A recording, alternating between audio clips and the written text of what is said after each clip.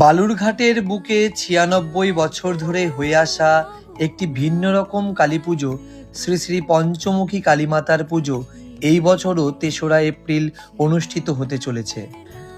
মায়ের প্রধান পুরোহিত শ্রী কৃষ্ণপদ দাস জানান, মা এখানে নারায়ণী রূপে পূজিতা হন এবং মায়ের হাতে শঙ্খ, চক্র, গদা, পদ্ম সুসজ্জিত থাকে।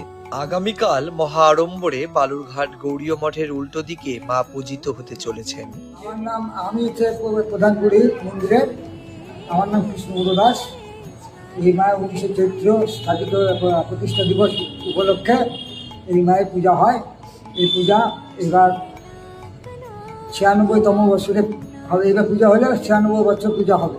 আর খুব সব কিছু দেওয়া হয়, তার জন্য কোনো পয়সা করি লাগে না। শঙ্করচক্র গদাবদ্ধ নারায়ণী বৈষ্ণবী মা এটা আমার বাবা করে গেছেন। আমার বাবা প্রধান উনি প্রতিষ্ঠিত করেন। বাংলাদেশ হওয়ার অনেক আগের থেকেই পুজো হয়ে আসছে এটা।